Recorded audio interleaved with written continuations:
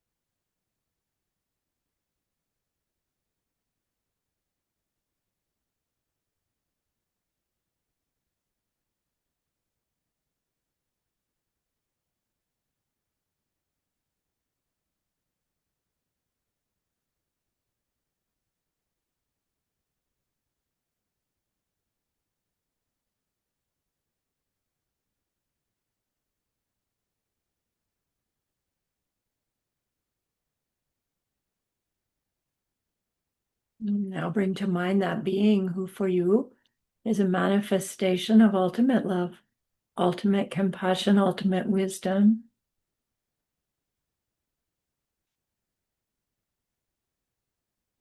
And see them there with you, gazing at you with their unconditional love for you, smiling at you with their holy great compassion, their wisdom radiating from them, that beautiful golden glow encompassing you in its light.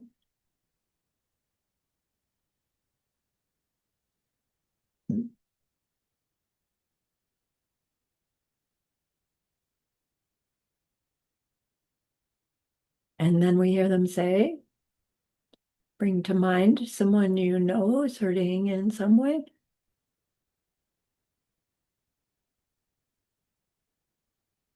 Feel how much you would like to be able to help them.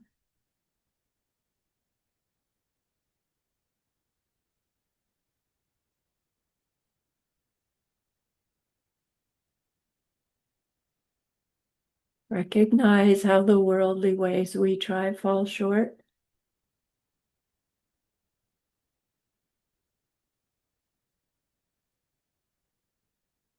How wonderful it will be when we can also help them in some deep and ultimate way, a way through which they will go on to stop their distress forever.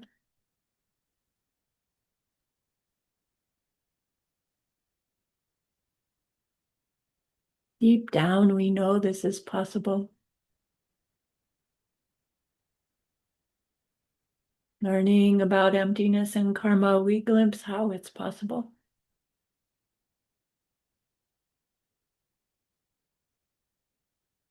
And so we can grow our wish into a longing.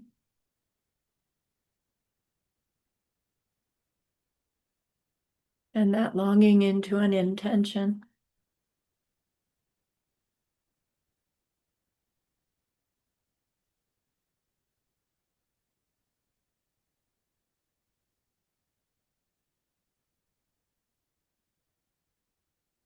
And with that intention, we turn our minds back to our precious holy being. We know that they know what we need to know, what we need to learn yet, what we need to do yet, to become one who can help this other in this deep and ultimate way. And so we ask them, please teach me that. Show me that.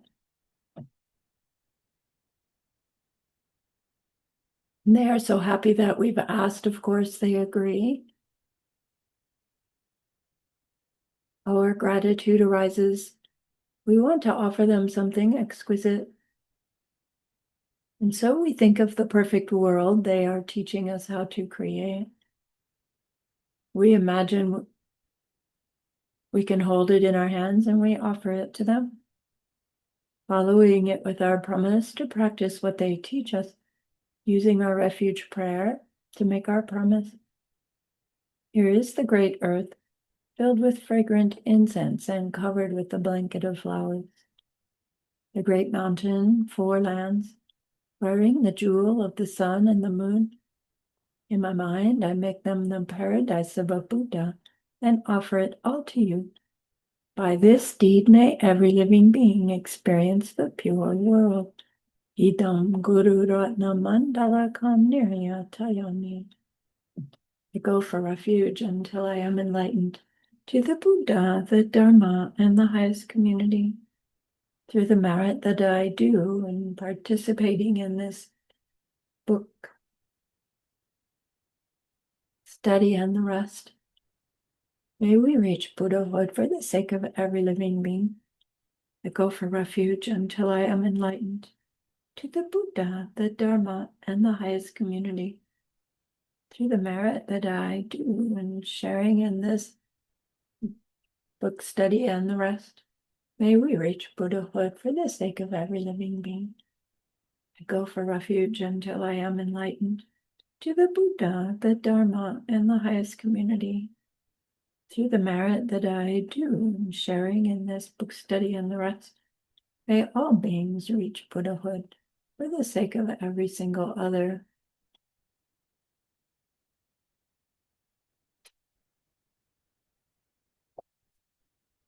The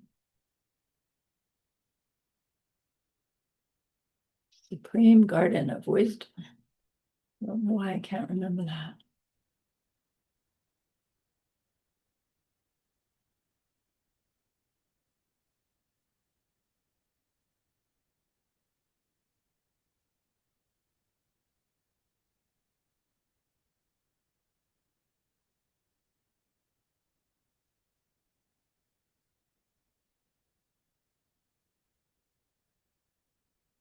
Hey, so we are reading the commentary on Nagarjuna's letter to a friend, which is his advices to this king,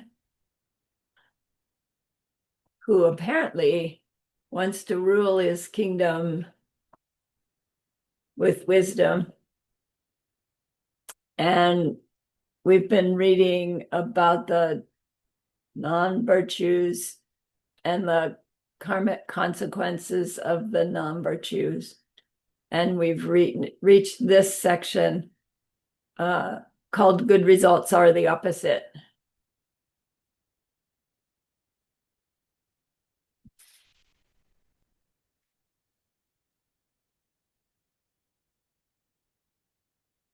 And so we had read this, but I'm going back just to pick up where in the beginning of this section. So I'll start us out. For what we call non-virtue, the ripening results are now known. As for everything virtuous, the results are the opposite of those.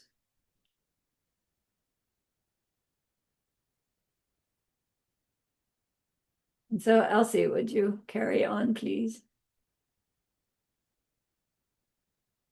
Thank you, Lama. Everyone knows from the above explanation the ripening results of what we call non-virtue.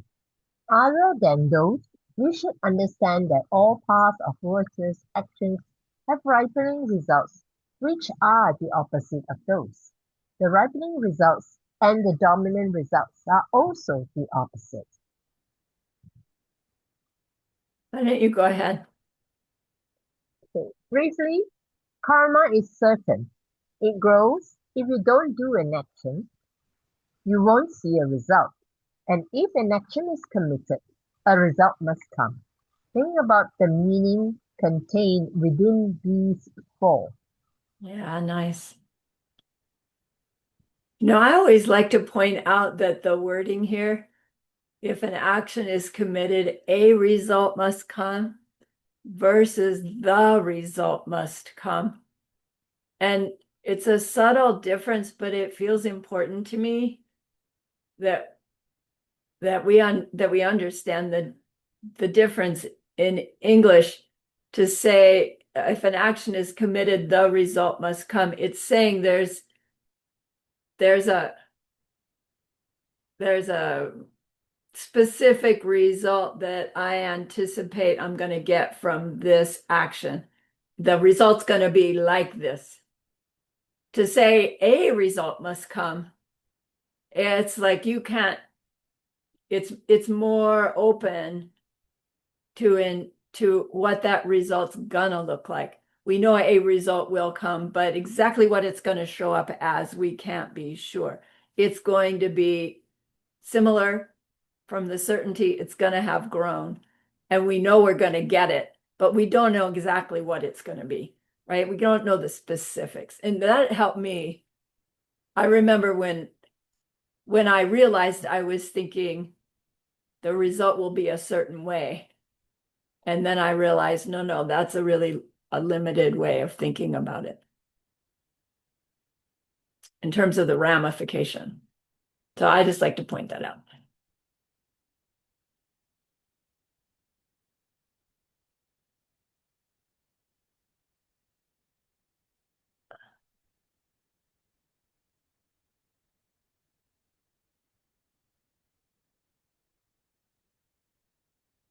Would you like to go back through the results of the non-virtues and flip them around and say what they might be like if they come back opposite?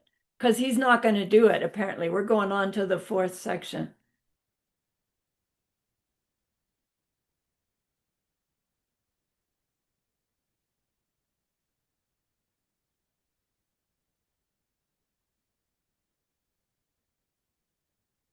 Do you see what I'm asking? Would you care to do that or just go on? I think we can go back and discuss Want to look at the it? the How about opposite you, of Janet?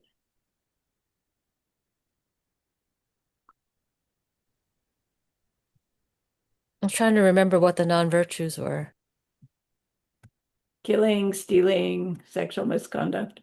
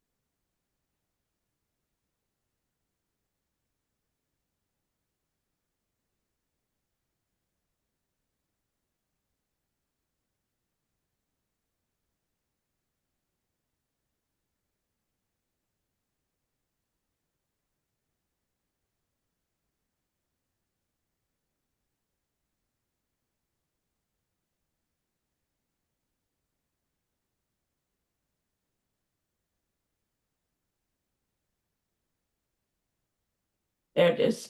This is where it starts.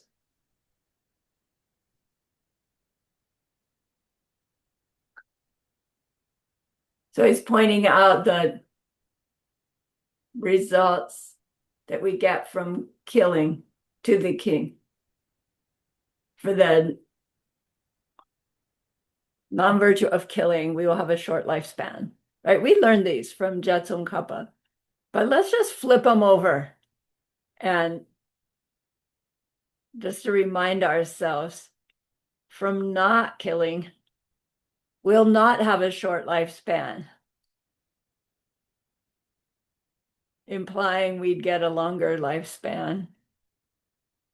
But then from actively protecting life, how's that going to be even different? We'll have a life that gets protected, which is a little different than just living a long or lifespan, right? mm.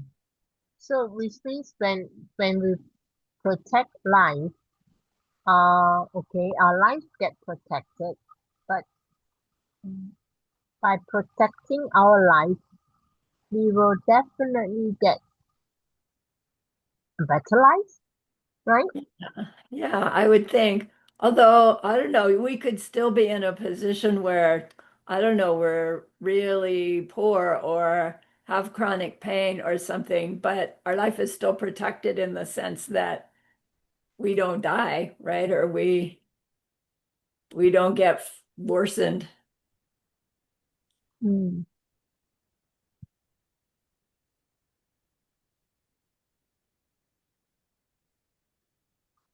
Harming others will bring us a lot of injury. So again, there's not harming when we could. And what's the opposite of that? Actually trying to help or protect.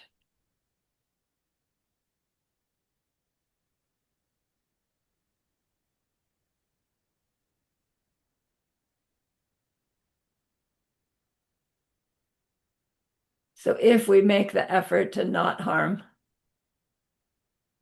then it implies that you could fall off your bike and not get hurt.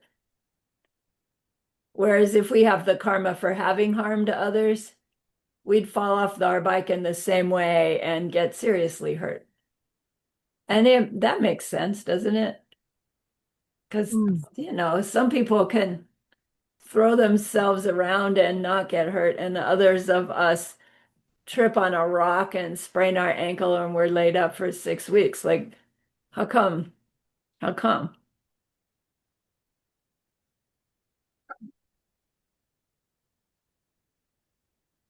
Then stealing will leave us destitute with no belongings. So not stealing is not stealing the opposite of stealing, or is protecting other properties the opposite of stealing? I think protecting others' property is Yeah, better than non-stealing. I mean, you like might not, act- I mean, you might not be stealing something, or, but some do not consider like, when you don't pay the full amount you're supposed to pay for maybe parking, then they do not consider that as stealing. They will think, oh, I'm saving money. yeah, Yeah. So that way we are not protecting the income that's supposed to to go to that, maybe the authority or the company. You know. right, So right. yeah, in that way, I mean, we could our health could also be stolen, right? True, true. You can just go for a party and come back with very bad diarrhea or food poisoning or something. Yeah, yeah.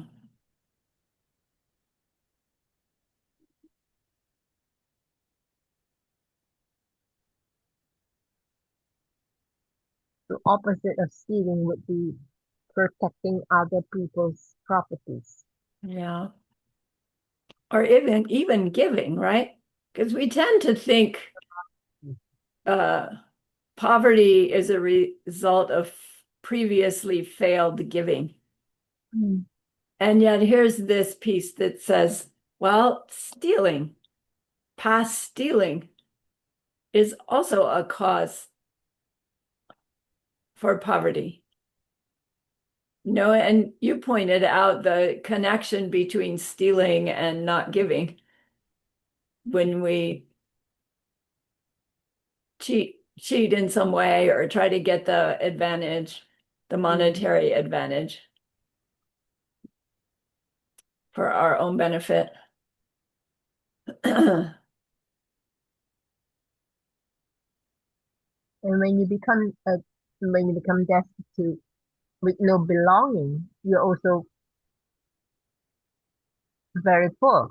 You don't have anything. Right. And you might be inclined to steal out of self-protection. Hmm. which is going to perpetuate the destitute karma. Not that you're in that life necessarily perpetuating it, but You'll be forever in that environment and not move right, out. right, in that cycle.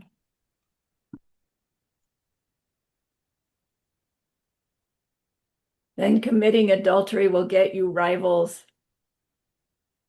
So competition in any arena, technically. No, Mm, so we may not have the habit of adultery in this life, but say we're in a work situation where there's just competition is fierce for our project, for our position, for whatever.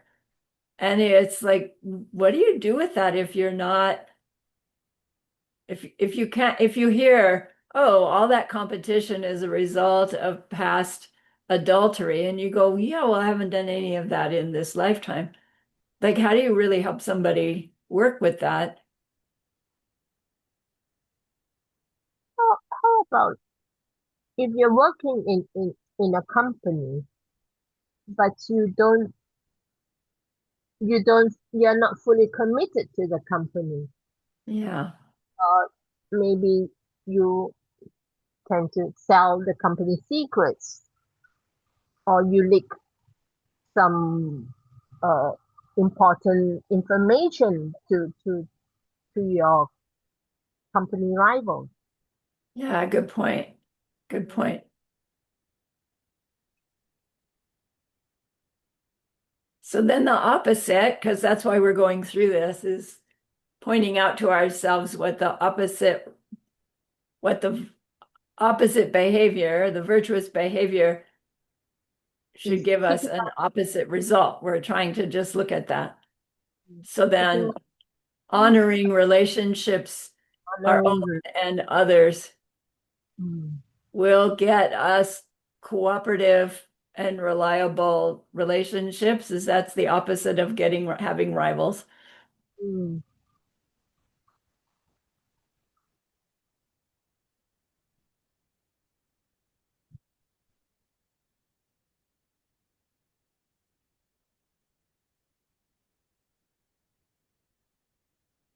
From lying, people will discount what you say.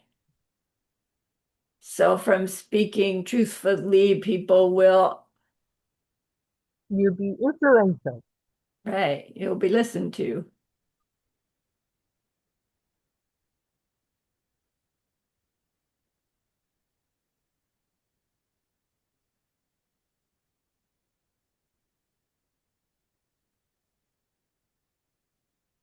A lot of ramifications in that one. From speaking divisively, you'll be separated from your friends. So speaking to bring people together means we'll be together. Harmony. Yeah, harmony, right? Harmony.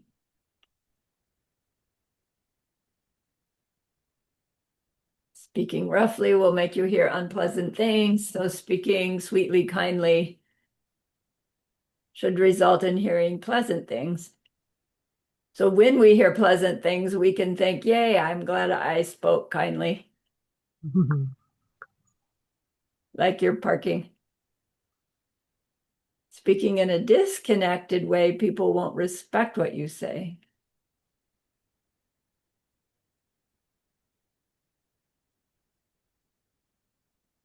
What's the difference between people discounting what you say and people not respecting what you say?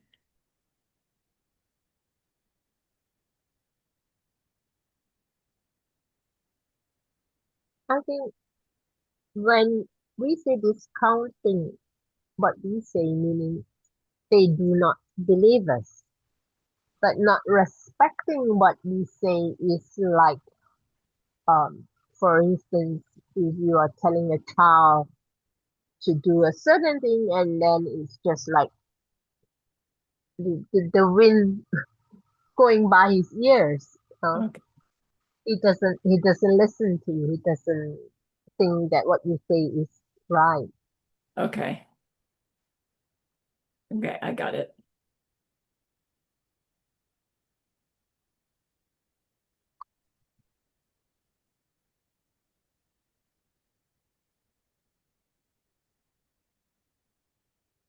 Being unhappy when others get something will destroy your hopes.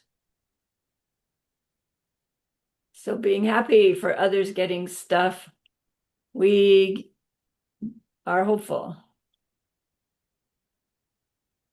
It's like we're in the queue. Elsie, you were talking about that earlier. When we rejoice others, who gets things, yeah, we put ourselves in a happy mood. Yeah. I like to think my karma brought that to them. I mean, I know that their karma brought it to them, but I don't really know what they're seeing. So whatever Mm, I'm seeing that's good for them, it's like, yay, I did that for them. yep, I created Meaning this karma. I. Being happy for their misfortunes will grant us fear. Interesting. So caring for others' misfortune will grant us what's the opposite of fear? Confidence, a sense of safety? Is that the opposite of fear? Mm, For me, it is. Good morning. I But I think that both of them are very similar. The first one and the second one, if you read them, is being unhappy and being happy. It's being unhappy when others get something will destroy your hopes.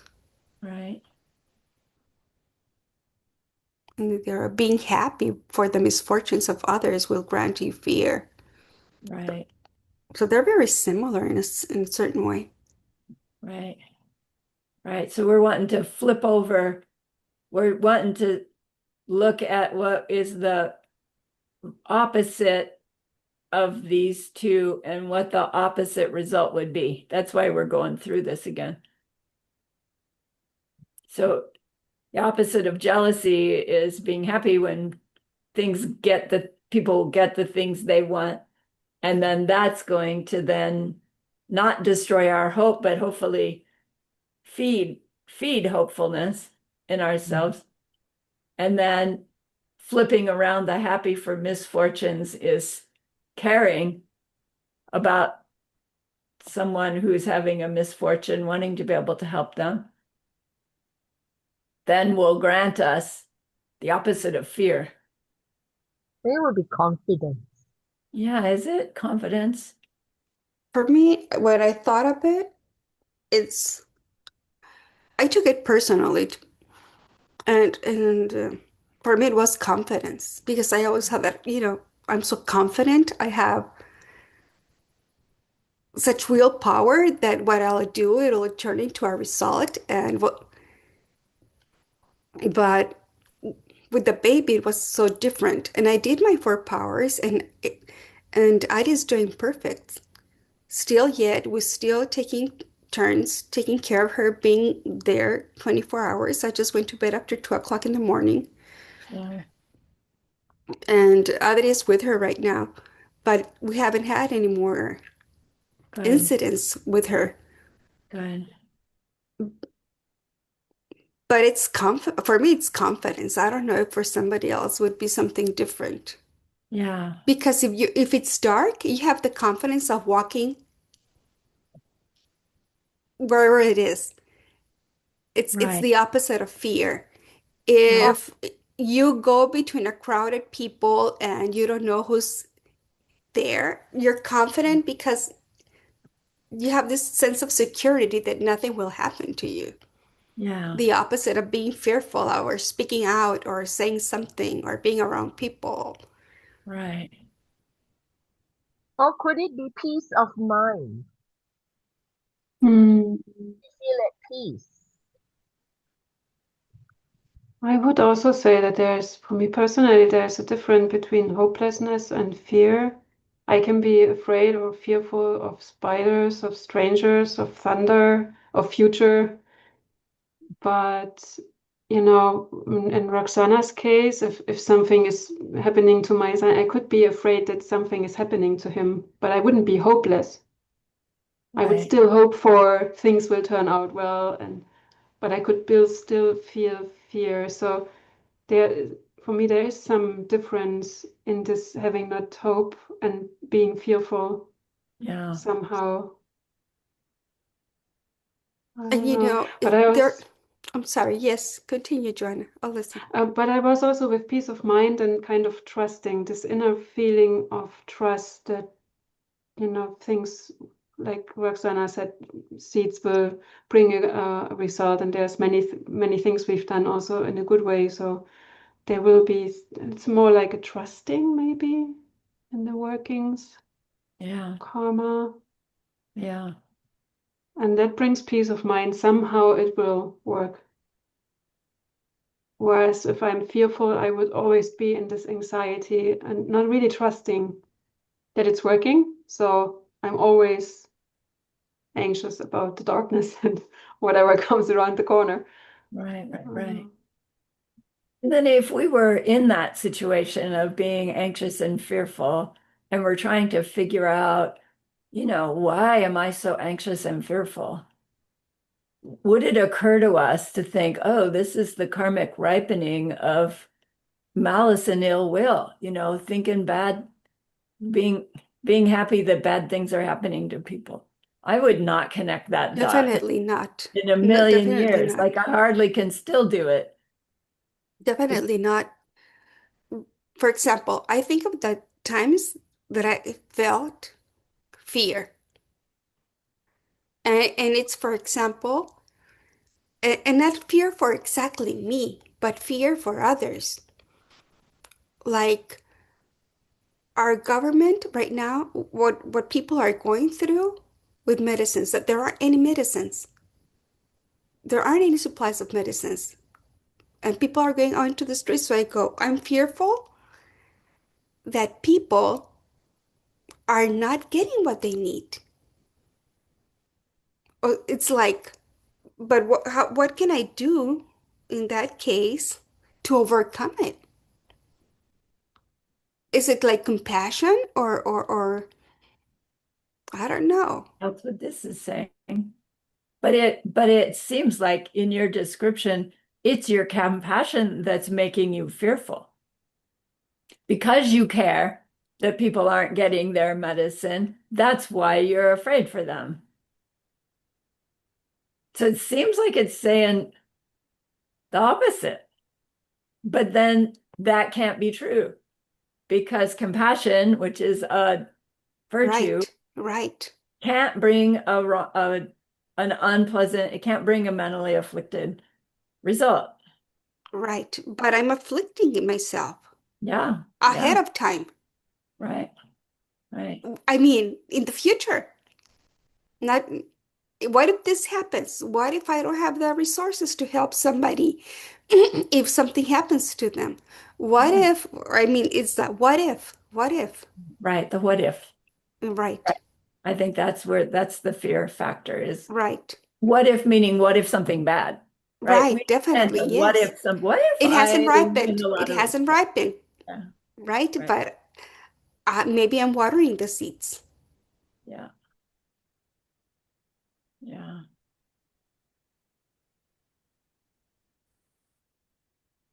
So we could imagine that our compassion, born of growing wisdom, could be so strong that that in the face of a moment of need, we could step into a situation that we would ordinarily be fearful of and deal with the situation, like you hear about people jumping into the river to save somebody. I just read one recently about a Russian visitor who was up in Lake Tahoe and a bear had been uh, anesthetized and as it was falling asleep, it wandered in and it dropped into the lake and it was drowning. And this big burly Russian visitor, he jumps in and saves the bear's life, like just raises it up. And it's like the guy said, there was a life in danger. What was I supposed to do? And it's like that. Maybe if that guy, is in a dark alley walking down the street, he'll be terrified. But in the moment, he was fearless. That compassion does that, right? The power of compassion.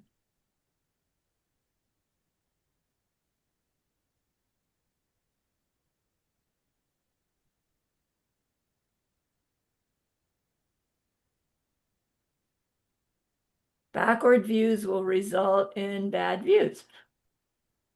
So wrong view begets wrong view, which means correct view begets correct view.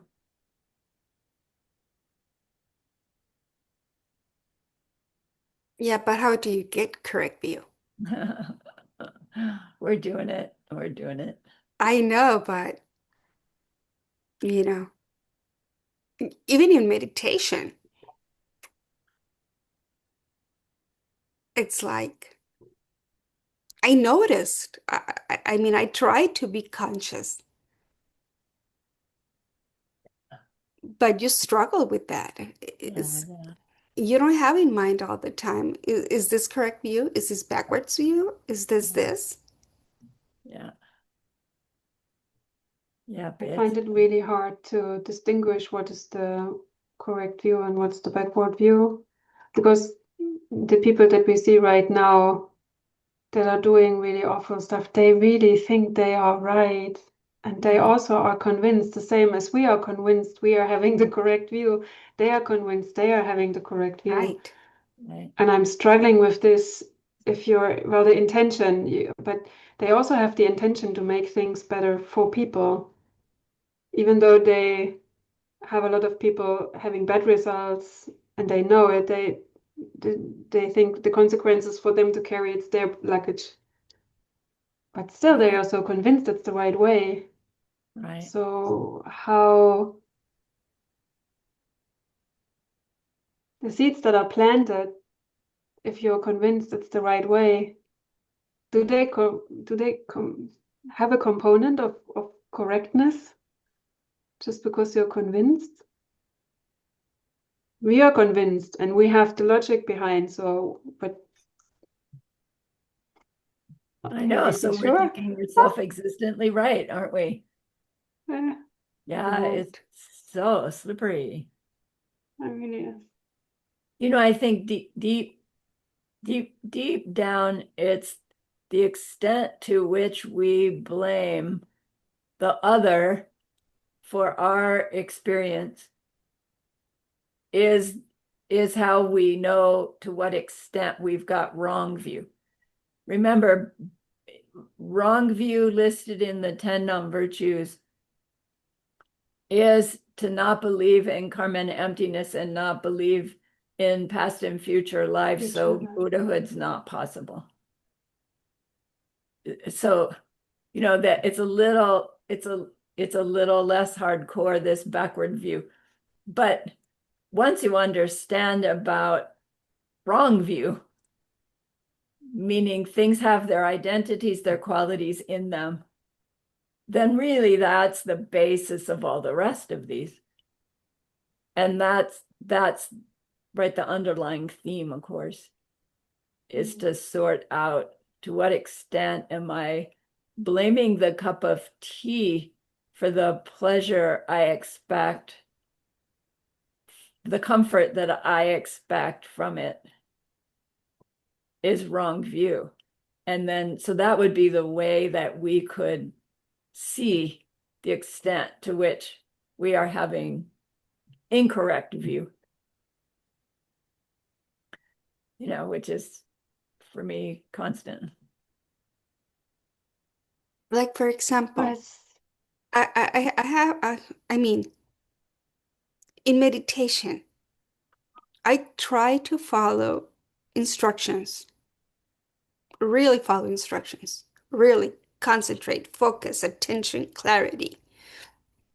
But then your mind does something else. Like, for example, yesterday, my mind was going through Sugeng's class of the mixed nuts. Where do they touch? Where is the object? Where is the consciousness? I mean, was applying absolutely everything that I translated the class. And I go, no, no, no, no, please stop. This is not what it's about. Yeah, right. So it's not the moment. Stop it. And we'll go back and try to, what link are you? Are you into the Desire right now?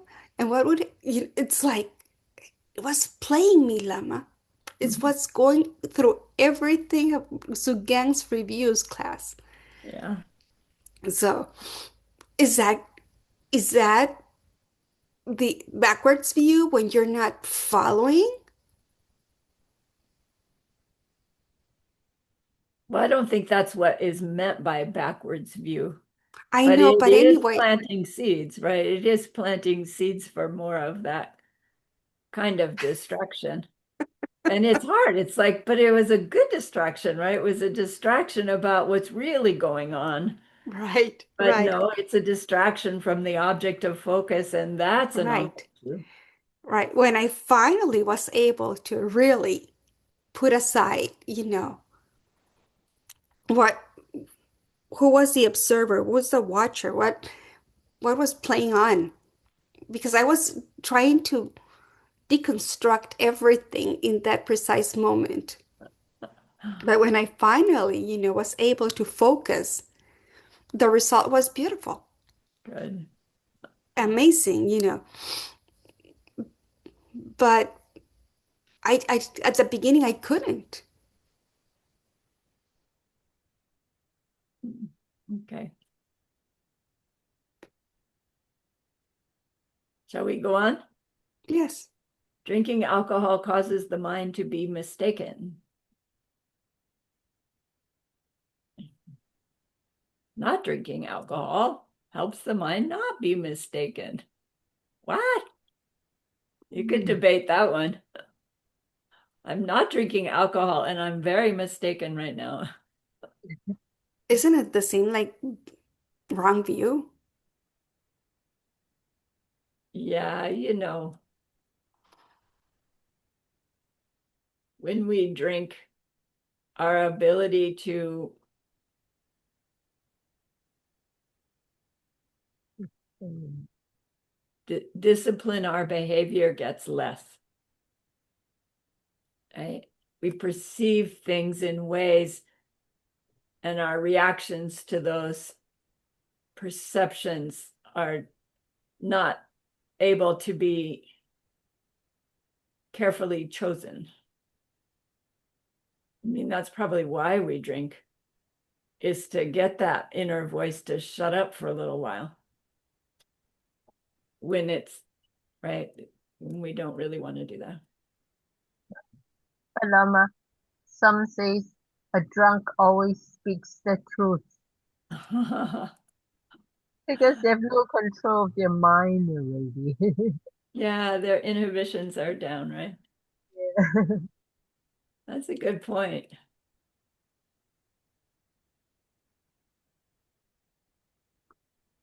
Failing to share, you'll be destitute.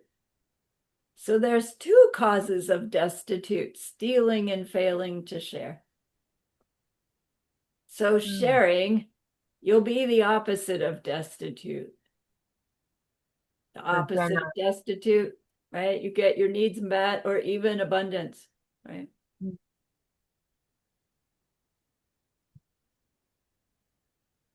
Practicing wrong ways of making a living, you'll be deceived. hmm.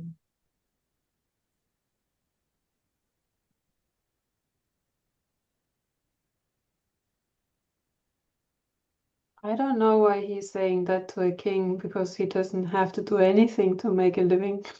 He has Right, his kingdom, everything is there. right. That is odd. Mm. Maybe the hinting thing, but it's not a wrong livelihood, right? Yeah. I don't know. I think it's like maybe shortchanging people, like when somebody buys maybe a pound of meat, but you only give them 900, oh sorry, 14 ounces, or then you then you still charge them for a pound. Yeah. So I think, Which is and also stealing yeah, so maybe you think that and is by doing also lying. that, Yeah. Yeah, there are typically those wrong ways of making a living related to the monks. Do you remember like hinting, mm, forcing? I can't remember them. So you're acting in one way to get to have an influence on your customer or whatever your client that is deceptive.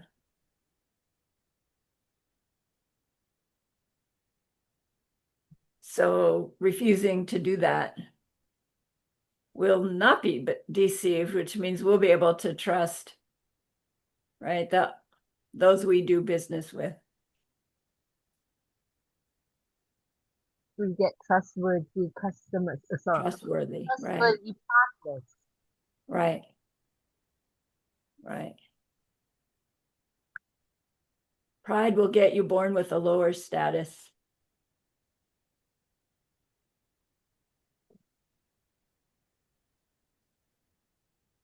So humility should bring you a higher status in which you're probably going to get pride and end up with a lower status. And the cycle turns. That's probably a specific one for kings, right?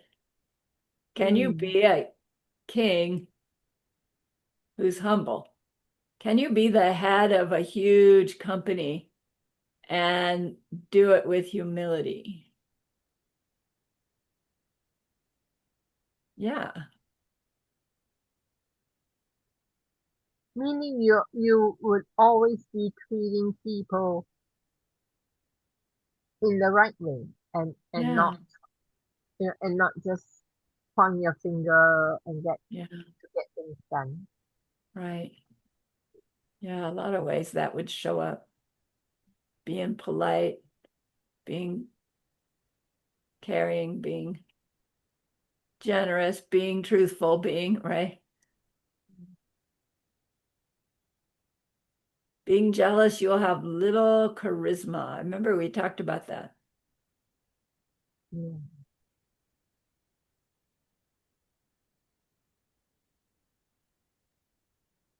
So the opposite of jealousy is being happy that others get what they want, even helping people get what they want would ripen as having this positive influence on people. Is that what charisma is? Well liked. I think people with charisma are, they are well liked. Well They're very liked. popular. Yeah. For me, it's like charming, being charming among Yeah. people. Yeah. Right.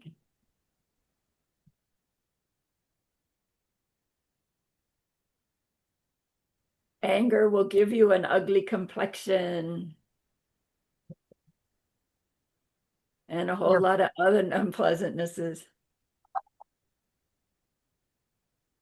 So They'll be not getting angry. Patience should give us lovely complexions. because they're always calm. Yeah. Not consulting with the wise, you will always be fooled. You will always be the fool.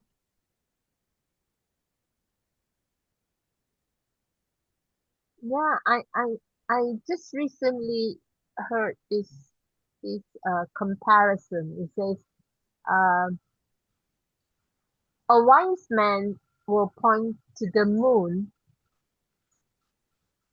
but the fool will be looking at his finger, you know. So I was wondering what it is. So it seems that the wise man will be talking to you about what the moon is and how the moon helps us at night and things like that. But the fool will be looking only at the finger that's pointing to the moon. You know, he's not listening to what the wise man tells him. So he's not looking at the object of the conversation, but at the finger that's pointing to the moon. So I don't know how it's related, you know.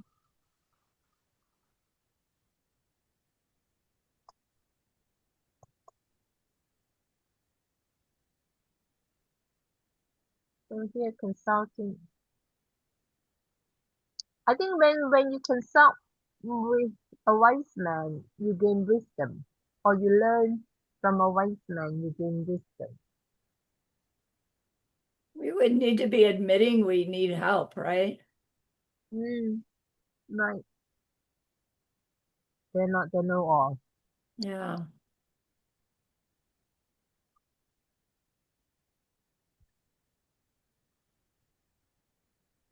So consulting with the wise then is how we are not the fool, meaning we can grow our understanding, a better ability to make better choices, I would guess.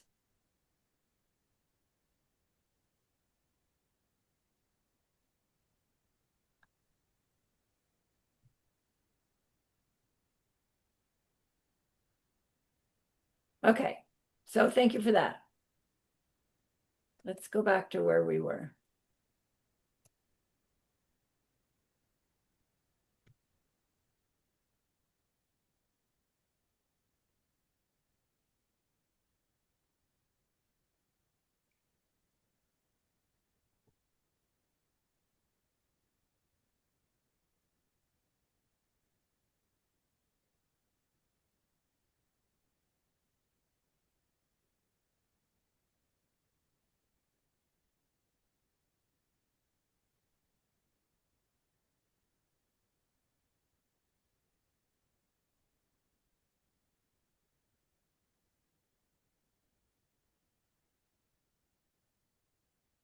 Which is we're starting this new section called One by One, Cause and Effect. Here's the fourth part from above, a one by one explanation of virtuous and non-virtuous causes and their results. So let's see how close we go.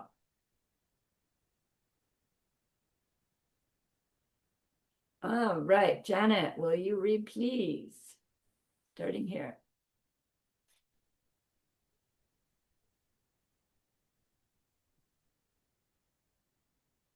Desire, anger, and dark confusion.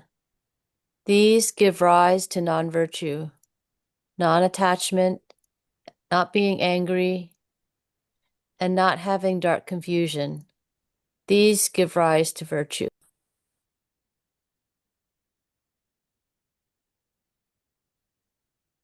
Okay. Those are the three poisons we recognize, right?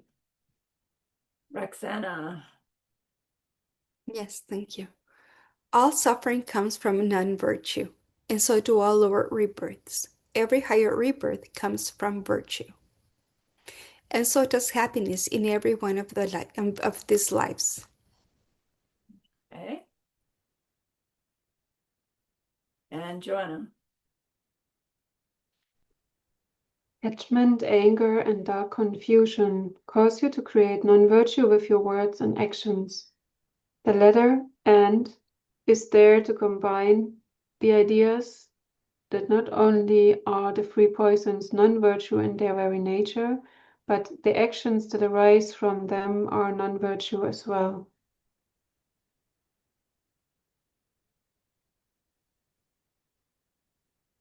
Okay.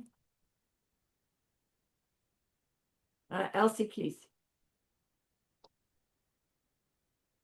And we must understand that non-attachment, not being angry, and not having that confusion, which are the roots of virtue, are not only virtue by their very nature, but the actions and the words that arise from them are virtue as well as are virtue as well.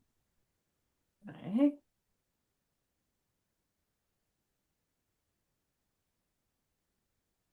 Non-virtuous actions are the source of all suffering of the higher and lower realms. And just so, all lower births are their ripening results.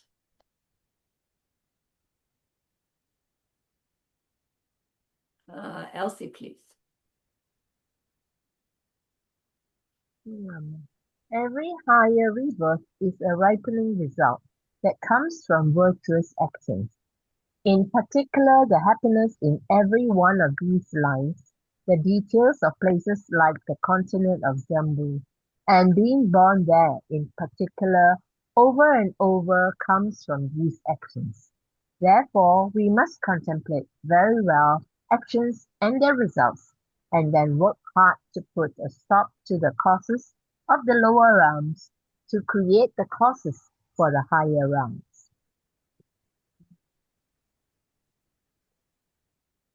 How to practice. Here is the second part. How to practice.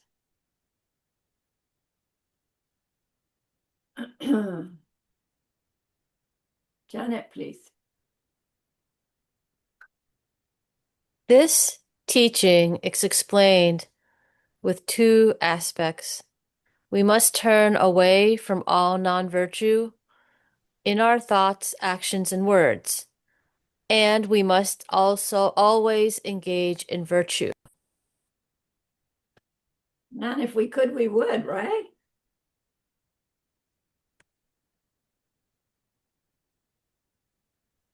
I think this is so amazing that it's leading us there.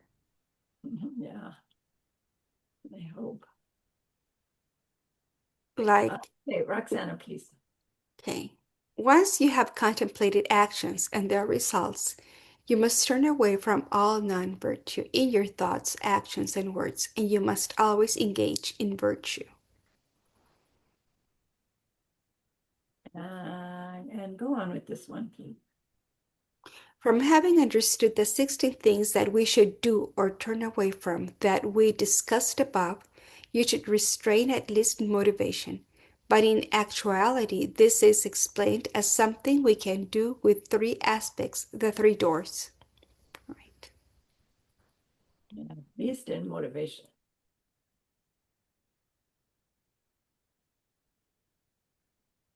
The results of practicing. Here's the third, the results of practicing. Like, so really, he just told us how to do it? I would have liked a little more detail. Thank you very much. I think we have the tools. Yeah, we do. What are the tools? Well, for me, it's like contemplate what's going on. That's the first one. Be consciously what is arising. I mean, be conscious of what is arising. And it's like when we did Nagarjuna, it's yes, no. It's like, that part. And trying to understand it, trying to define what's going on, what was that ripened here. And then it's like I have the Vajrasattva, I did Vajrasattva, I did my four powers. I try to see all actions and thoughts and everything that I've done in the past. Maybe I don't have them all, but at least I have the conviction and the motivation that I want to clean them up, that I want to burn them off forever for the sake of everybody, not just for my own sake. because I don't want to see that in my world anymore. So I think that we do have the power to do that. And at least for me, the experience that I had with the baby, that really shook me up. And I don't want to have any experiences like that, that something so terrible arise for me to wake up and to do something. So I'm glad it didn't turn into something bad and that I was there. Like it was a combination of two things. You were there to help her out. Wow. Right, That's a great seed that you planted. You did something. You were available. right. But also what I felt, that's the other ripening, Yeah, right? So you have to, I don't know, in my case, I'm aware. I try to be aware of what's going on because I know where I want to go. And I know that I want to walk the path mhm, with that confidence yeah, and that faith and that motivation. yeah. So our tools are our mindfulness, Mm-hmm. are then knowing the 4x4, right? Right? Knowing karma, about karma and emptiness, Right. and so recognizing the ripening and the planting component, Right. and knowing how to purify and make merit is the words, right? So how to purify and rejoice for goodness and how to plant new seeds.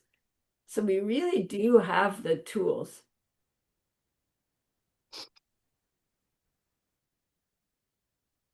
And it's no more sophisticated than that, to be applying that understanding. And it's one thing to apply them in the moments of criticalness, which is great. Whether we can do it in the moment or not till a little bit later, either way, it's another to be able to be applying them constantly. I mean, when they use these words, we should always be doing, it really throws me. It's like always, that seems impossible. I can't find where it says, but we should always, here it is, always engage in virtue. But of course, you can't say you should sometimes engage in virtue.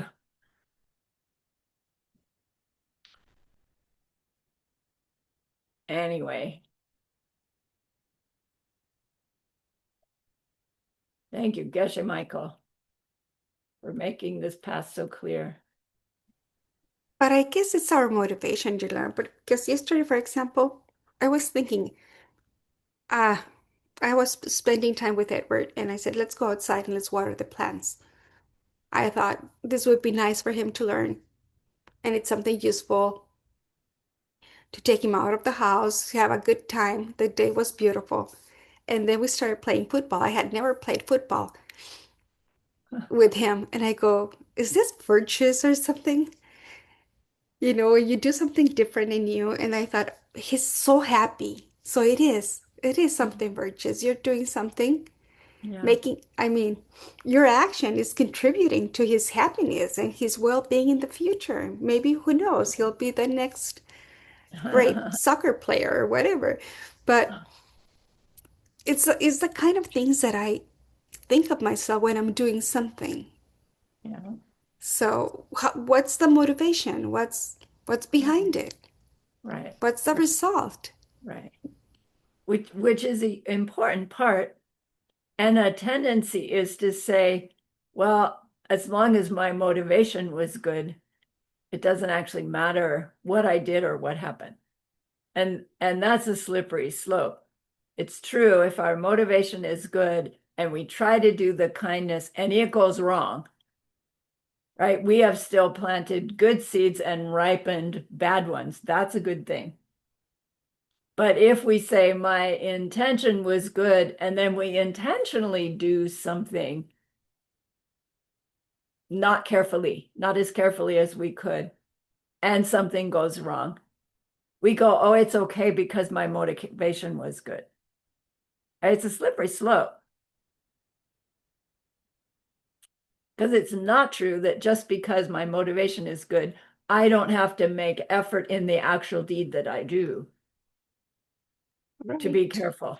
All right. And neither one are the cause of what happens next.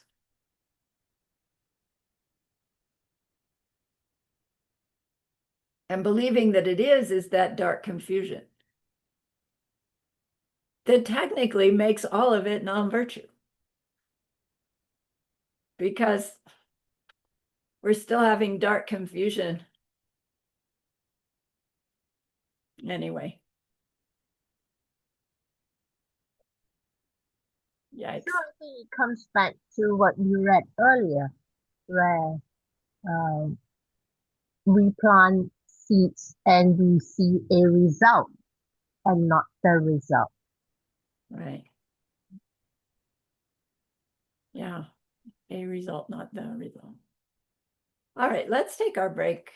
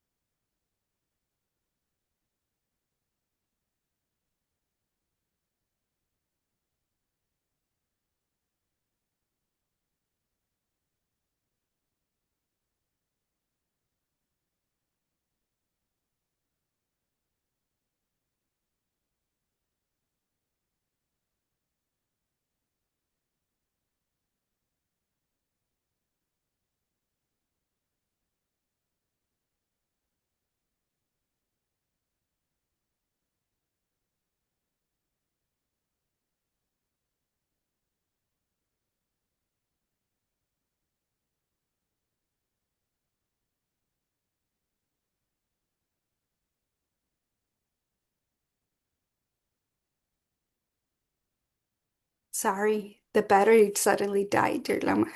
Uh-huh. I hadn't noticed that I hadn't plugged it in a while. Uh-huh. I'll go make myself some tea. Okay. I'll be back.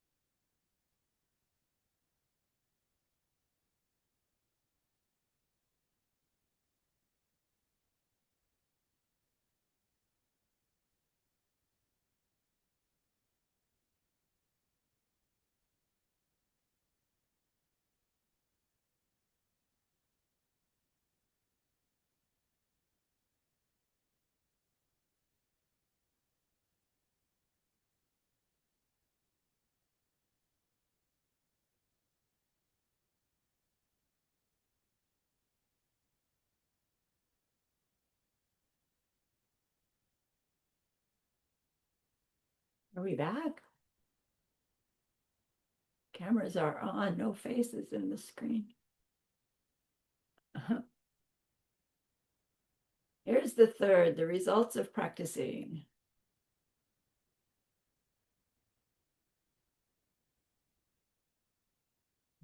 Janet, please.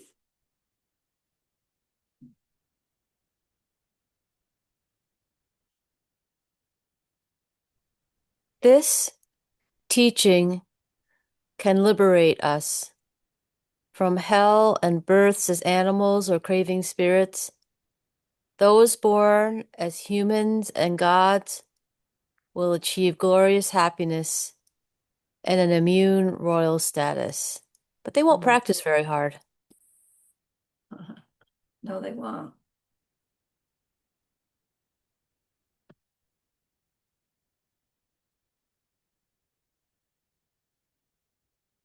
I do this one too. It's the rest of the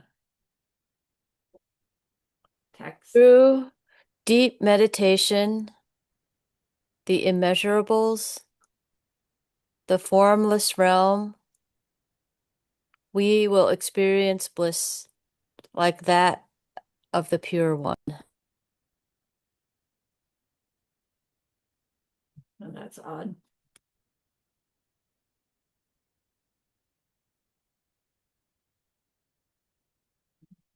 Joanna, please. Can you see it down there? Yeah, dear Lover. This teaching that was just explained can liberate us from the hells and births as a craving spirit or animal. And as humans or gods of the desire realm, we will achieve glorious, meaning the absolute peak of happiness. Our feelings will have the quality of contentment. If human, we will achieve an immense royal status along the lines of a wheel-wielding monarch.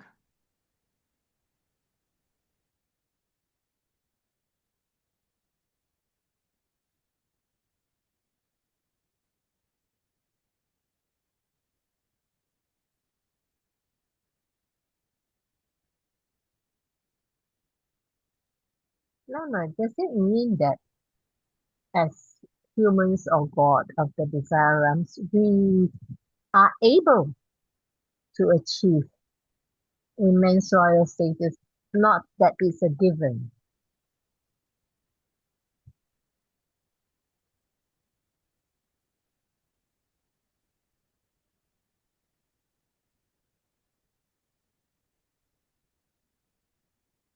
If we create virtue,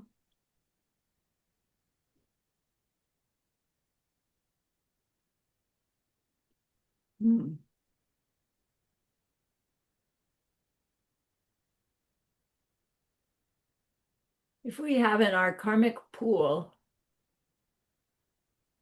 the virtue, the ripening of which would give a result of immense royal status, does it necessarily mean that those seeds are going to ripen in that particular human lifetime?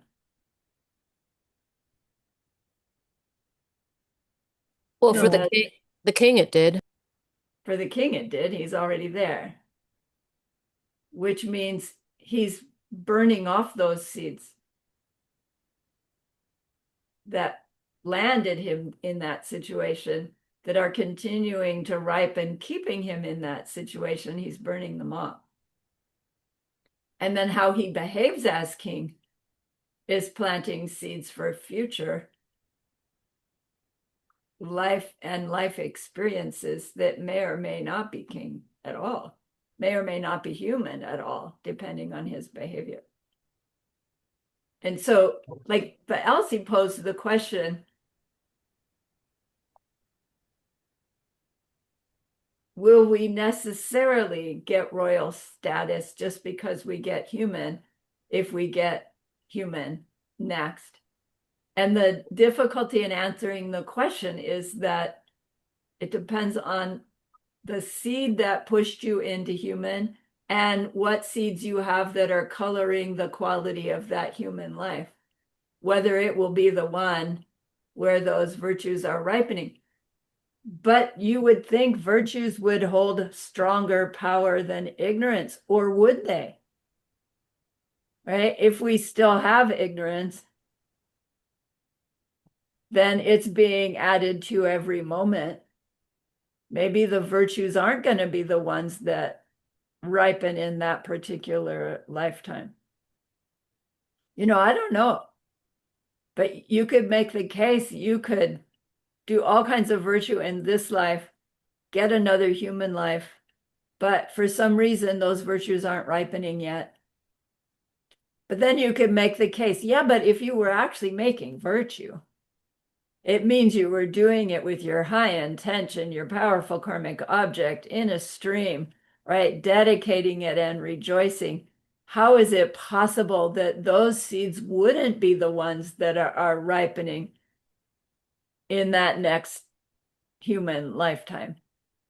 In which case, if their ripening includes this royal status, whatever that would mean in the culture that you were born into, you would have to experience that because that's what's ripening. So I don't know how to answer your question. Could it be that it pushed us into the human form or the human realm, but we have yet to clear the bad seeds, Right. and hence we don't get the full ripening of the royal status and the rest. I think we could think of it in that way. Like nowadays, what would immense royal status mean? I mean, in a way, I could say I have royal status. Like Sumati treats me like a queen. He really does. And then around my community, I'm looked up to in some way. And I have my needs met. Right? I have enough abundance that I can be generous. Like compared to many, many people, I might as well be royalty in terms of what I have, my abundance, compared to, I don't know, somebody else. But then, I'm not royal status at all when we think of royalty in the sense of being in control of things. So it's slippery and difficult. Do you aspire to be king of your country? I Good don't. Lord, no, thank you.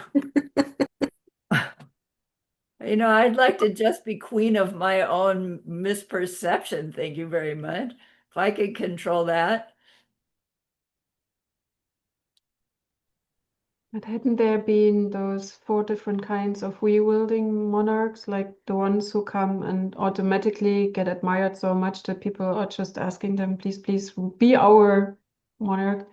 And Right, then there are the ones who need to not really force them, but do stuff so that people get into the energy of wanting them to be right, monarch. I mean, there's those gold and right, silver and stuff right. monarchs. Right. But I don't relate so much to these because I can't really connect them to, at least not to the realm that we are right now, that I perceive right now. Yeah. I don't know how to connect with them. Yeah. Yeah. It so Right. happens that I'm watching Netflix, but I'm taking care of the baby. I'm just watching, I need to put on the TV so I can do something, and I'm watching Victoria, Queen Victoria's life. And I like how she changed so many paradigms in Oh, her lifetime. How ethical she was in taking decisions, how she took care of the Irish people as well.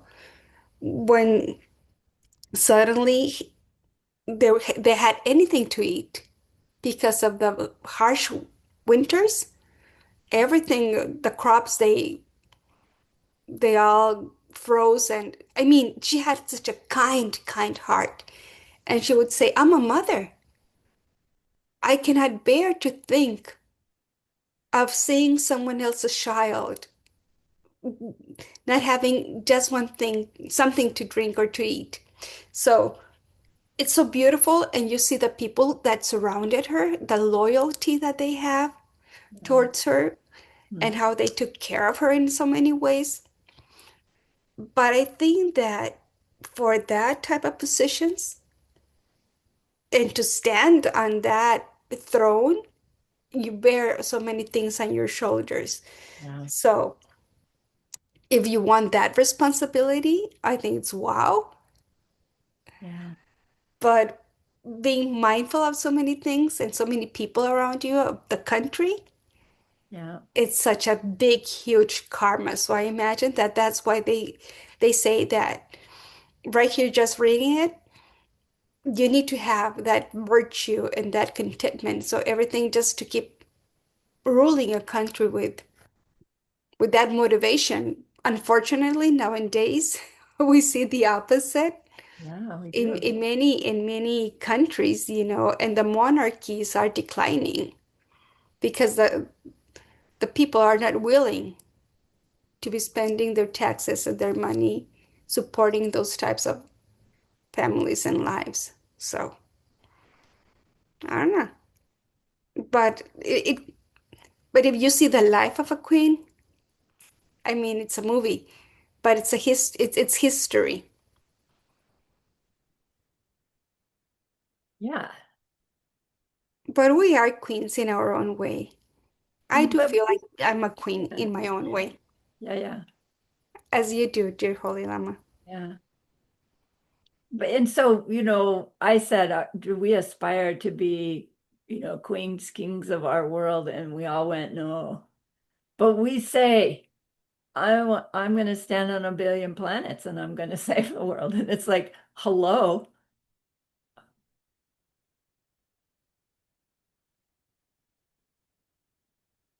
I guess I'm not there yet. Yeah. Because I can feel my own mind going, well, if I was in Queen Victoria's shoes, I would recognize how much of her own personal self, right, had to get put aside and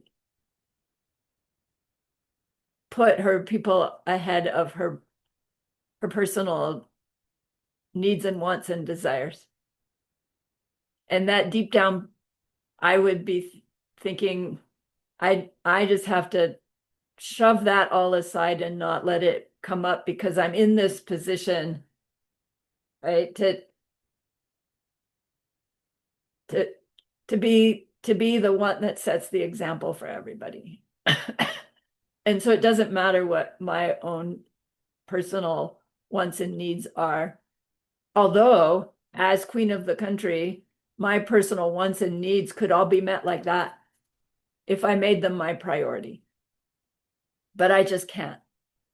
And right, hopefully one would have the seeds that it would be a relief to say, okay, my own wants and needs, they're nothing compared to getting to set the example for a whole country of people, in which case it would be no strain at all, right? It would be what you wanted to do, and there would be no conflict there. But if I had those seeds of, oh, I have to be the queen, I will do the best queen, but I'd really rather go out for a walk all by myself, and I never get to do that, then I've got this wrong worldview, right? That would make me not a good queen, because there'd always be this little bit of, I wish I could do something different, or I wish that. So to have this sense of the peak of happiness with contentment,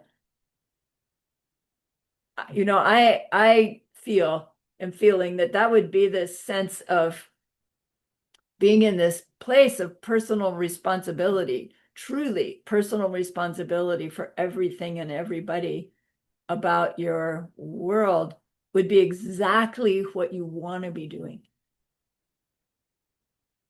No, I'd rather be doing something else if I had it my way.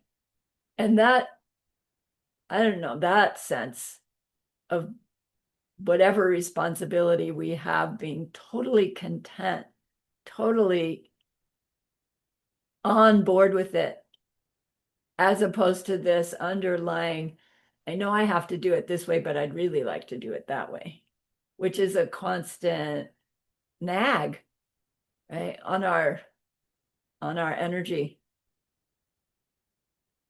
that is a result of our belief in a self-existent me that has things that would make it happy, that's different than what it's doing in the moment for somebody else.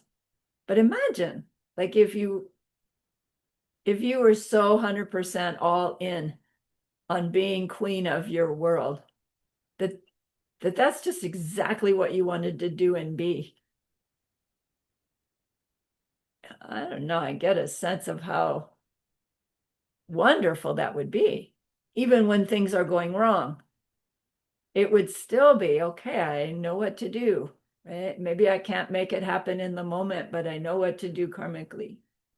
And so we would do that and show people how to do that. I don't know. Like, if we're wanting to be Buddhas, maybe our willingness to be king of the world needs to be considered. I'm Why are we? happy it's addressing it right now Yeah, it's talking about it. because it gives you something to think about, you know. I mean, if you have the opportunity, watch it. It's long, but I think it has so many insights of how life has changed in during the 1800s and all the benefits that we've gained Yeah, in general as humans and with all of her way of thinking and conducting herself. yeah, The industry, the new scientific advances that we had back then, and deciding on her own, you know, I'm gonna marry out of love, not out of just building a bond with somebody else in the monarchy. I want love to be present in my life. So yeah. it's beautiful, really Okay, beautiful. thank you.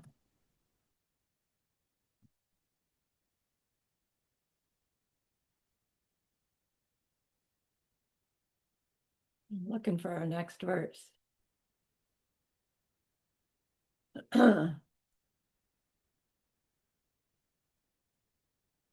See how much this page I can get up here. There we go. Uh, Elsie, is it your turn? I think Joanna, Okay, I read the last one, okay. Elsie. Thank you.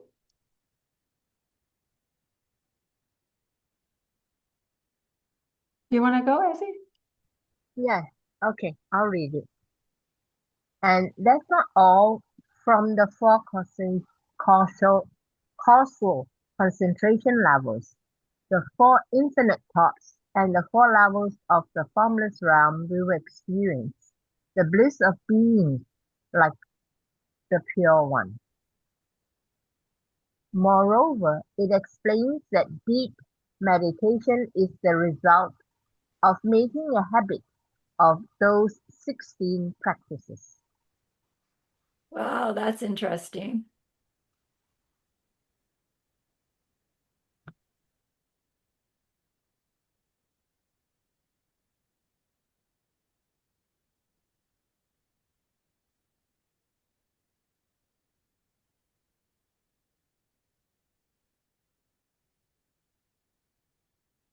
Well, I'm glad we don't have to do any analysis.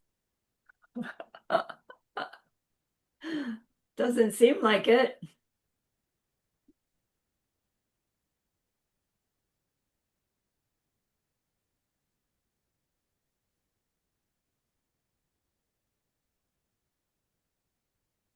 Making a habit of those 16 practices, which is avoiding those non-virtues,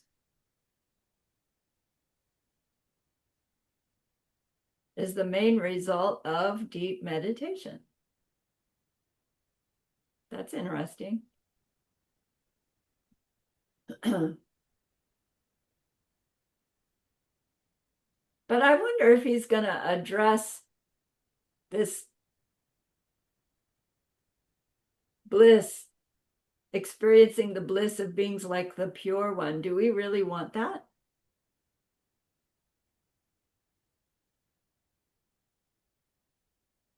I mean, wouldn't it seem like being a blissed out, happy, content king be a distraction from your spiritual path? Janet pointed it out earlier. So we get a form realm rebirth. We're just going to burn up all our good seeds and land in a hell realm after zillions of years. Like, that isn't really our goal, is it?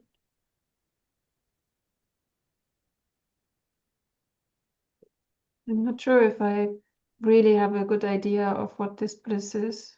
Yeah, Because I think if I only think of the bliss as like a really comfortable feeling, and then I'm back to enjoying myself, right. feeling this.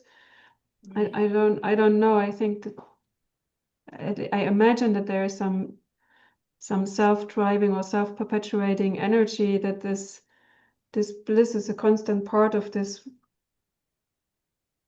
planting, and you want to be out there, and and only by doing that you are having this Yeah, blissful feeling. I could imagine it can also be something like that, and so you're not being kind of lazy sitting around doing nothing, just being blissful.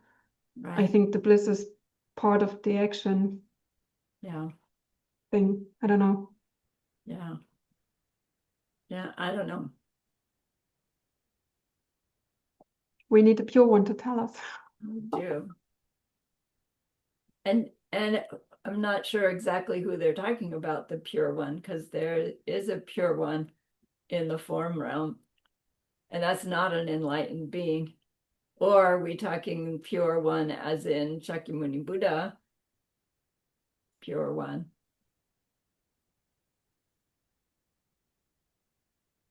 Don't know.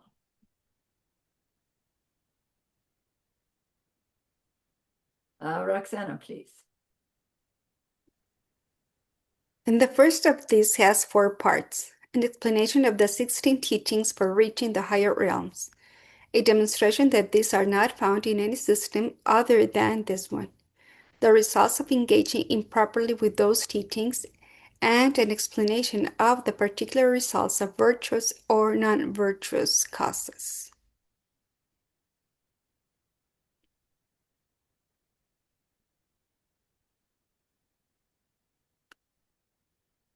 I find it hard when we're reading, and it's guiding me through the first of the four parts, and then so many other parts, and so many.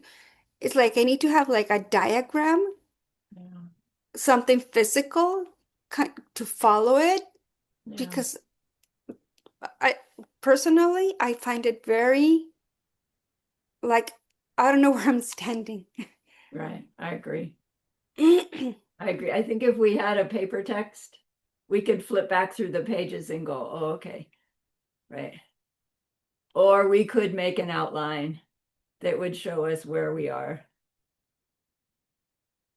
Otherwise, I'm not following it either. I don't have that in my head. No, me either. I honestly don't. But we're in the section about how to practice. And it's been talking about, it seems he's talking about how to assure ourselves a higher rebirth, of which another human rebirth is one. But I'm feeling resistance in myself. It's like, tell me how not to end up in a form or formless realm. Tell me how to end up in another human realm in the Dharma, right?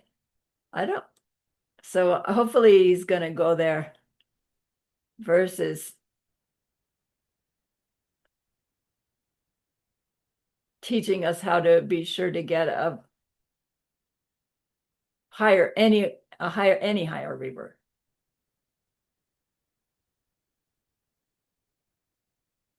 So I don't know. It's not feeling so much like Nagarjuna yet. No, definitely not. I don't feel not yet. Yeah. Hopefully it's coming. Okay, whose turn? Roxana, it's your turn.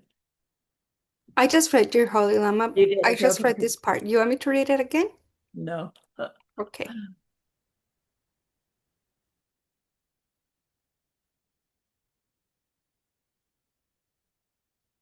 And the first of these has two parts.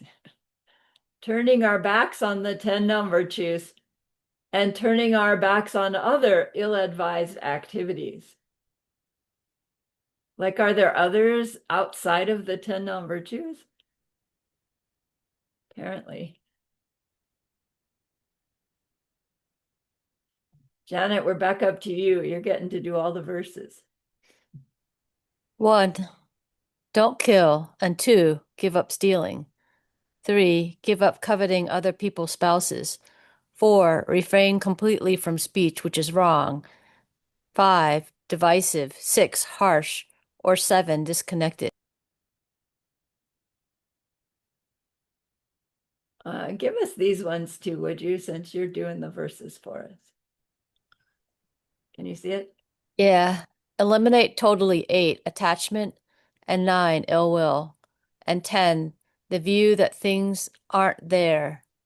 These are the 10 white paths of action. Their opposites are black. Good.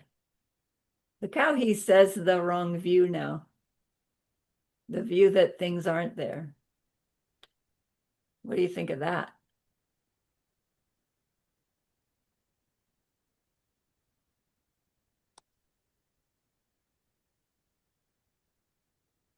Well, But it's we're he usually says the opposites, that things come from their own side. Yeah. It's surprising, isn't it?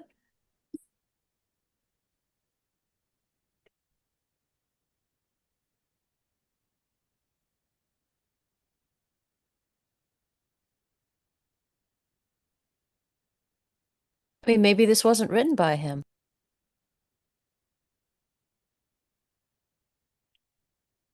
Bold statement. Maybe it wasn't.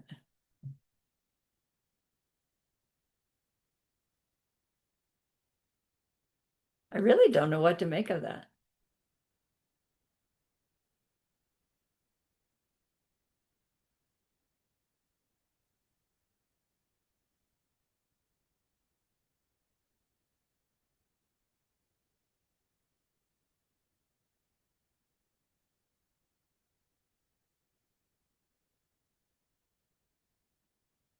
There was a book Jimpa course class once.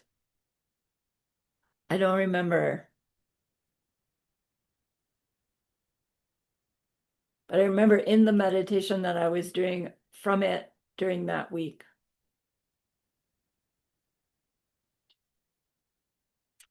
I had this recognition. Whoa, it's so hard to describe that with a growing emptiness understanding,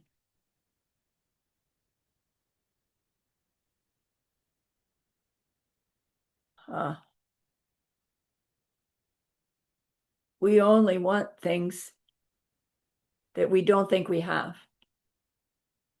And then that want, right, drives us to try to get.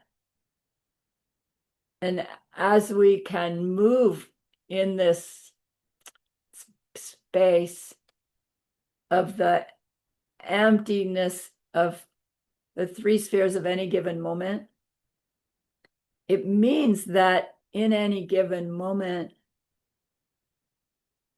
we are experience or ripening all that we need, all that we want. Like it's all in every moment. I only see it, right, in a certain way that's limiting, but it's not that all the other stuff isn't also there, just not in manifestation, right? I don't know if I'm getting it right, but it's like if we were living in this space of the all potentiality of the constancy of it, there would be nothing that we needed or wanted, because we'd be in this moment of manifestation exactly right in every moment. And so in that sense, we would have a view that everything that I need or want is there. And so maybe he's like touching on something like that, talking to the king about what to give up, is the view that there are things that are there and things that aren't there, and you've got to manipulate to get what you want to happen. And that to give up that false view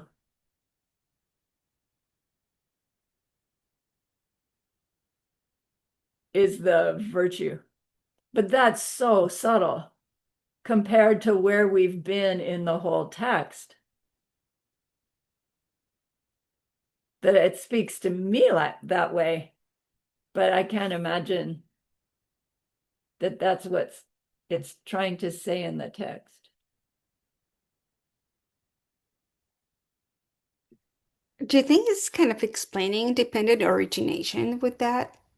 I mean, at the end, the result would be you don't know what the cost of that result you'll get.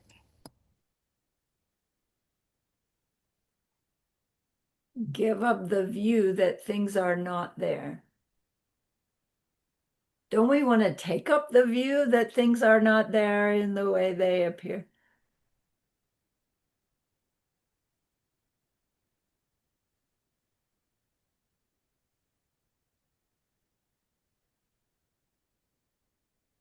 Like this would come from having been taught about emptiness and then come to the Right. conclusion, well, then things don't exist at all. We'll give that one up too. But he hasn't taught that yet. I don't know, that throws me. Maybe the commentary will talk about it. No, not yet.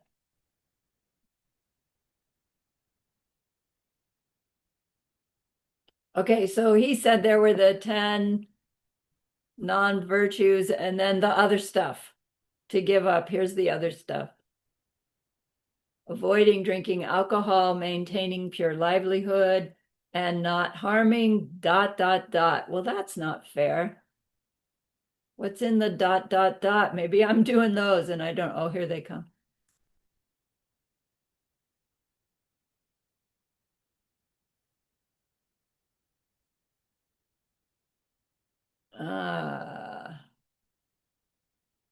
Janet, back to you. We're here. Three good were 14, respect, 15, making offerings to those worthy of offerings, and 16, love.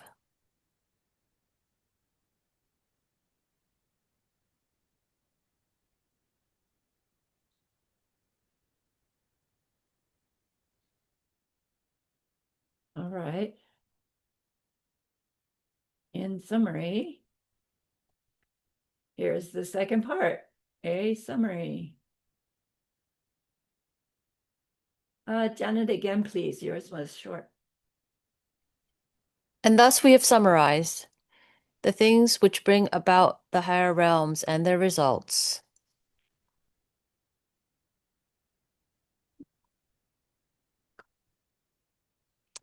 All Thus, right, then. he is explaining now, having explained above the 13 wrong activities that we need to turn away from and the 3 things we should engage in. We have summarized the 16 things which bring about or cause the higher realms along with their results. Okay, let's look at those 3 we're supposed to do.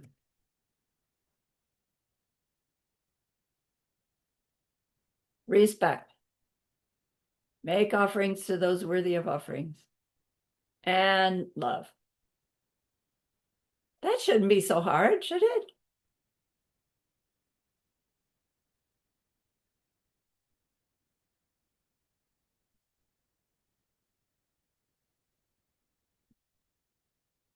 And the First other one, 13 that we avoid.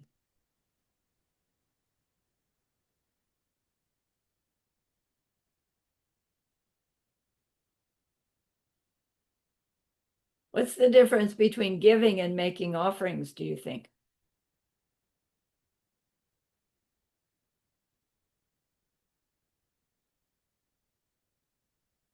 the giving is always with someone, or not always, but there's someone who needs something and I give it or share it so that both our needs are met. So the other one also has their needs needs met. But offerings are like really for the abundance. There's no, I don't know, this is more than for me, it's more than giving. It's more this kind of, there is no need to satisfy in a way. It's a showing of respect and admiration and this kind of wanting to to show respect. For me, it has a different connotation. Yeah. Yeah, it definitely has a different connotation.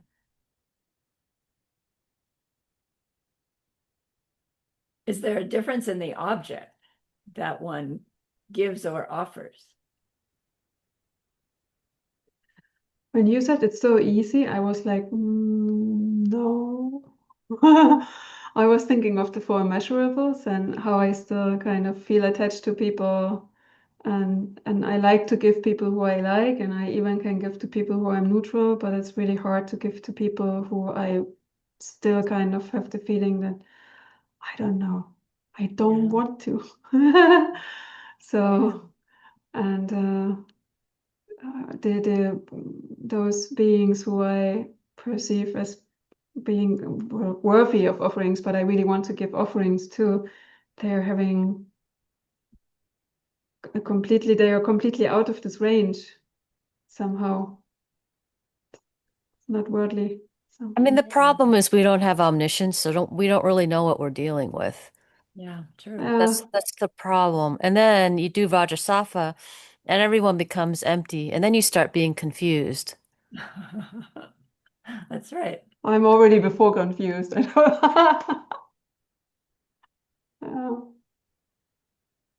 But then in that same line, when everything becomes empty,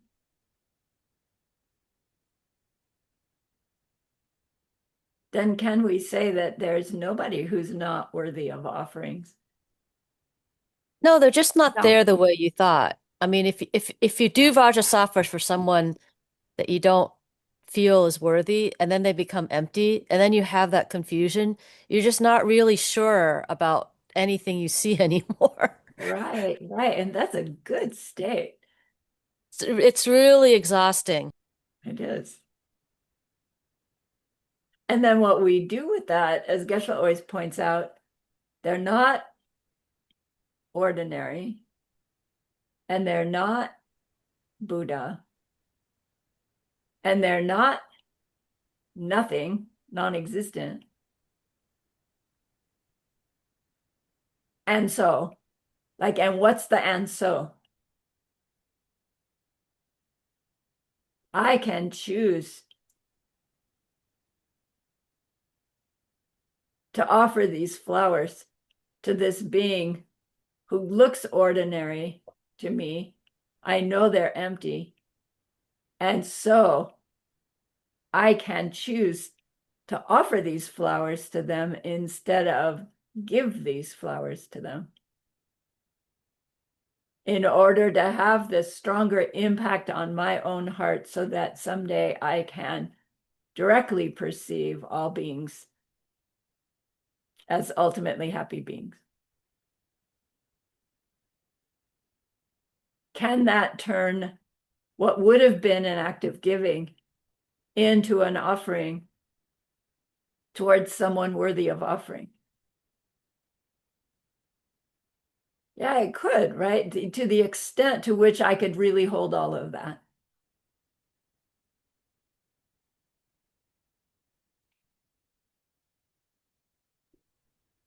So it takes this conscious effort to make offerings. And it's built into our daily practice, right? Our meditation preliminaries, we make offerings in our minds. In the preliminaries, we physically make altar offerings if we do a daily altar.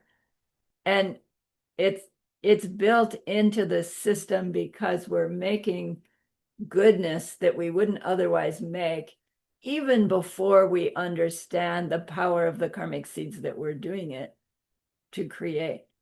Once we understand the power of those karmic seeds, our daily practice of changing our water bowls, right, becomes our opportunity to create this goodness that will grow our future lifetime as one, as an upper realm. But wait, I don't want an upper realm. I want enlightenment. I want a human realm still on my path. But that's an upper realm.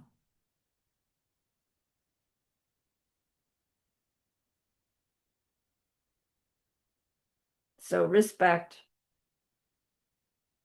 respecting others, acting from respect, making offerings to those worthy of offerings, and 16, love, wanting others' happiness, wanting others to be happy, being happy when others are happy. You know, I'm thinking of making offerings to those worthy of offerings. I'm not home and I don't have my altar with me. It's impossible almost to travel Yeah. with it. But for example, I've been thinking when I'm feeding Arya, such a baby, and she just looks straight at me in the eyes, and I just, in the emptiness of that child, Yeah. and I'm thinking, who are you? Yeah. What will become of you? Why do I have this honor of Yeah. being here and feeding you and giving me this opportunity? It's like things shift in such a way that I'm not home making offerings, but I'm serving. I'm offering her the nutrient that she needs for her body to grow and giving her the love and the care and everything. Right. Right. The security and the The comfort. security, so many things. So for me, it's like this being that even the name that she received, Arya, I know. it's like, why do I have the pleasure and I mean, I think I feel like so small, so little, with that humbleness of just carrying that child in my arms, that she's so special. So, I mean, there's so many ways of making offerings, and just seeing that being as a holy being as well. Yeah. Right. Yeah. I was We thinking of the can train Lojong ourselves. teachings. Go ahead. Go Yeah, ahead. I was thinking of the Lojong teachings that also say we should always try to see the other as higher. And as soon as we see the other as higher, then it becomes, or it, from giving becomes offering. It's not giving anymore then, because we Right. see them higher and ourselves as lower. Right. And maybe that's the part that really distinguishes offering and giving. Yeah. As long as I see them the same normal human suffering being as Right. I am, or animal, I don't feel like offering. I feel like giving or sharing. Right. Yeah. That's how I feel. That's Then beautiful. also, are we limited to making offerings just at our altar or before we eat, right? I mean, no, at the end of the class Tuesday, Mike was at the airport and I dedicated the class to Mike because he was getting on a plane to go to Japan. Yay. And there's all this uncertainty about all that, I guess, which is maybe coming from my own mind. But I was like, whoa. And you know, Mike does travel with the traveling offer, Roxana, just so he knows. Did you know that? But you know, I don't know. It's not limited to, and I don't think the offering has to be anything terribly fancy. You could probably take 6 wine glasses or seven. Is it seven or Yeah. six? Seven? 7. And then put the water. Though, you know, I noticed at Deer Park, they don't fill the bowls all the way to the top like you taught us. They do it a little bit No, differently. do they? Yeah, they don't fill the bowls all the way up, but they also use these bigger bowls too. So I don't know. Yeah. I have a traveling altar too, Janet, but I don't want to inconvenience anybody in the houses that I'm in with. So Yeah. I've taken it to our retreats, Uh-huh. and I've had it in my own personal room, but Yeah. I don't want to have anybody, be because my daughters do not, although I see them like they're virtuous people, but they do not practice Buddhism. So I really don't want to have them making any bad seeds just by saying, look at my mom, what she's doing now, look what I have in my house or whatever. I don't have the seeds to carry it with me to my daughter's homes. Yeah, So, you're like vagrant right now. You're sleeping at in different places and yeah, right, you don't have the space. Yeah. right. Yeah. All right, nice.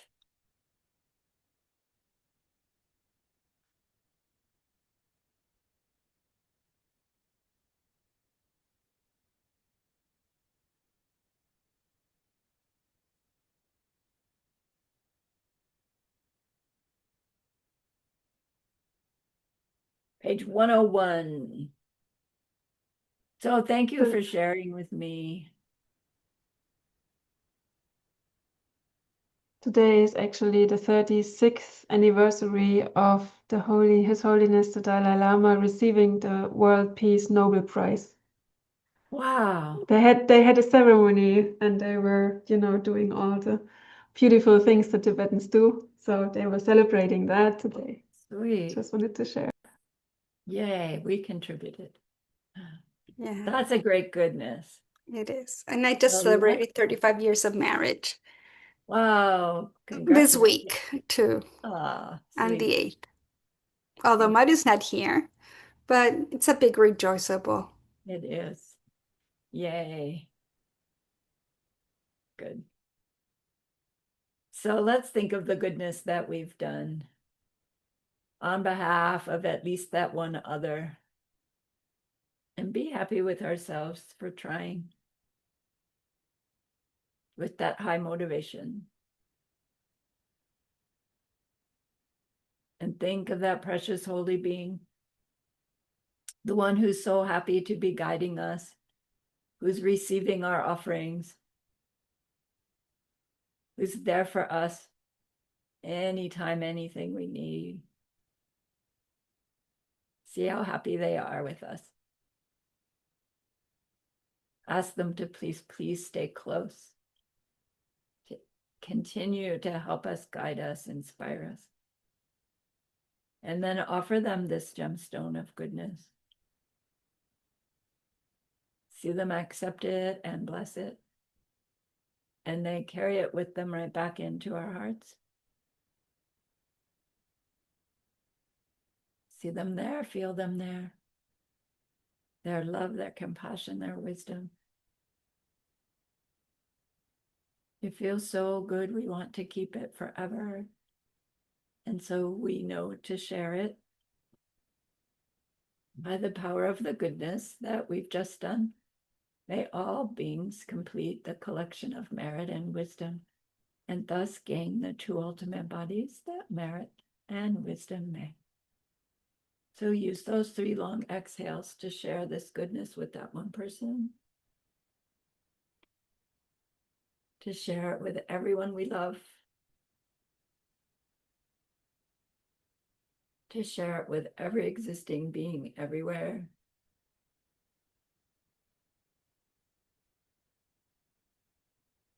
See them all filled with loving kindness, filled with wisdom. And may it be so.